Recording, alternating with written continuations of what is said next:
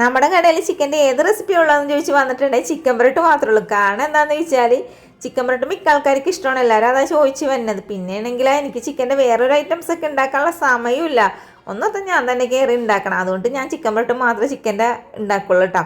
ഓർഡറൊക്കെ കിട്ടുമ്പോൾ അത് ഇതേപോലെയൊക്കെ ചിക്കൻ റോസ്റ്റൊക്കെ ഉണ്ടാക്കി കൊടുക്കും. അപ്പോൾ ഇന്ന് നമ്മൾ ഉണ്ടാക്കാൻ പോണത് 4 കിലോ കോഴിൻ്റെ ചിക്കൻ റോസ്റ്റാണ് കേട്ടോ. ചിക്കനൊക്കെ കഴുകി വൃത്തിയാക്കിയതിലേക്ക് 2 ടേബിൾ സ്പൂൺ മുളക് പൊടി, 1 ടേബിൾ സ്പൂൺ കുരുമുളക് പൊടി, 2 tablespoon chicken masala, 1 tablespoon മറ്റേതെന്നാണ് ഇഞ്ചി വെളുത്തുള്ളി പേസ്റ്റ്, ആവശ്യത്തിനുള്ള ഉപ്പ്, മഞ്ഞൾപ്പൊടി ഇട്ടിട്ട് നന്നായിട്ടൊന്ന് കുഴച്ചെടുക്കുന്നുണ്ട്.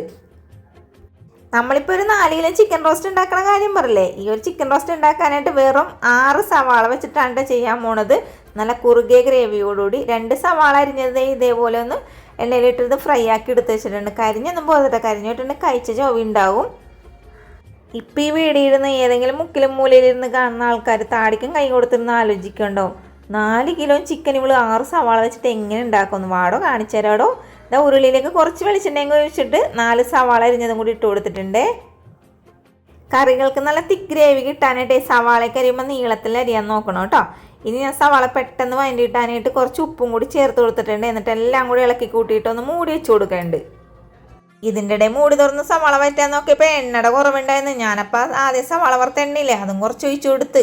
നിങ്ങളോട് കാര്യം പറഞ്ഞാൽ മതിയല്ല, കാണിക്കേണ്ട ആവശ്യമില്ലല്ലോ എന്നൊത്ത്. ഇനി ഇതിലേക്ക് 1 ടേബിൾ സ്പൂൺ ഇഞ്ചി വെളുത്തുള്ളി പേസ്റ്റ്, 3 തക്കാളി അരിഞ്ഞത്, 5 പച്ചമുളക് അരിഞ്ഞതും കൂടി വഴറ്റിയിട്ടുണ്ട്. അതവിടെ കിടന്ന് വഴണ്ടിട്ട് ഒരു മസാലയും കൂടി നമുക്ക് തയ്യാറാക്കാം.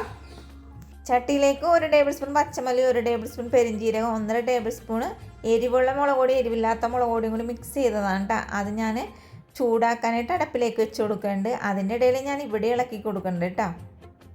സവാളയും തക്കാളിയൊക്കെ വഴണ്ടിട്ടുണ്ട്. ഇനി ഇതിലേക്ക് നമ്മൾ മിക്സ് ചെയ്ത് വെച്ചേക്കണം ചിക്കനും കൂടി ഇതിലേക്ക് ആക്കി കൊടുക്കണം. എന്നിട്ട് എല്ലാം കൂടി അങ്ങനെ ഇളക്കി കൂട്ടി എടുക്കണം. ഇനി മൂടി വെച്ചിട്ട് നമുക്കിതൊന്ന് വേവിച്ചെടുക്കാം കേട്ടോ. കുറച്ച് സമയം കഴിഞ്ഞപ്പോൾ നമ്മുടെ ചിക്കനൊക്കെ വെന്ത് ചാറൊക്കെ അങ്ങോട്ട് ഇറങ്ങി വന്നിട്ടുണ്ട്. ഇനി ഇതിലേക്കില്ലേ നമ്മുടെ ഗരം മസാലപ്പൊടിയാണ് ചേർത്ത് കൊടുക്കണം. ഗരം മസാലപ്പൊടിയുടെ വീഡിയോ യൂട്യൂബിൽ അപ്ലോഡ് ചെയ്തിട്ടുണ്ട്, കാണാത്തവരൊന്നും കാണുക, സപ്പോർട്ട് ചെയ്യാൻ മറക്കരുത്. പിന്നെ അതേപോലെ തന്നെ നമ്മൾ നേരത്തെ ചൂടാക്കി വെച്ചേക്കണം മല്ലിയും മുളകും, വറുത്ത് വെച്ചേക്കണം സവാള, നോക്കുമ്പോൾ 5-6 ക്യാഷിനിട്ടിരിക്കണം തണുത്ത് വിറച്ച്. എന്നാൽ പിന്നെ അതങ്ങനെ ഇട്ട് കൊടുക്കുക, ഏതായാലും ഒരു വഴിക്ക് പോകണല്ലേ. പിന്നെ കുറച്ച് വെള്ളം കൂടി ഒഴിച്ചിട്ട് അത് അരച്ചെടുത്തിട്ടുണ്ട്. അതും ആ ചിക്കനിലേക്ക് അങ്ങനെ ഇട്ട് കൊടുത്ത് എല്ലാം കൂടി ഇളക്കി കൂട്ടി എടുക്കുന്നുണ്ട്. ഞാൻ ഇതിൻ്റെ ടേസ്റ്റ് നോക്കിയപ്പോഴേ ഇച്ചിരി എരിവിൻ്റെ കുറവുണ്ട്. ഇനി മുളക് പൊടി ഒന്നും ഇടേണ്ട ആവശ്യമില്ല, കുറച്ച് കുരുമുളക് ഇട്ടാൽ മതിയല്ല എന്ന് ഓർത്ത് അങ്ങനെ കുരുമുളക് പൊടിയൊക്കെ ഇട്ട് ലോ ഫ്ലെയിമിൽ അവിടെ ഇട്ട് കൊടുത്തിട്ടാണ്. കുറച്ച് നേരം കഴിഞ്ഞപ്പോഴേക്കും നമ്മുടെ ചിക്കനൊക്കെ അടിപൊളി സെറ്റായി കിട്ടിയിട്ടുണ്ട്. അപ്പോൾ നമ്മൾ ചിക്കനൊന്നും വറുക്കാതെ തന്നെ നല്ല ടേസ്റ്റിലായിട്ട് ചിക്കൻ റോസ്റ്റ് ഇവിടെ റെഡിയാക്കിയിട്ടുണ്ട് കേട്ടോ. പിന്നെ ഞാൻ കുറച്ച് കറിവേപ്പില മല്ലിയിലേക്ക് അങ്ങോട്ട് തൂകി കൊടുത്തിട്ടുണ്ട്. വളരെ എളുപ്പത്തിൽ 6 സവാള വെച്ചിട്ട് ഉണ്ടാക്കാൻ പറ്റിയ ഒരു ചിക്കൻ റോസ്റ്റ് ഉണ്ടാക്കാൻ മറക്കരുത്, സപ്പോർട്ട് ചെയ്യാനും മറക്കരുത്. വീഡിയോ ഇത്ര നേരം കണ്ടതിന് താങ്ക് യു.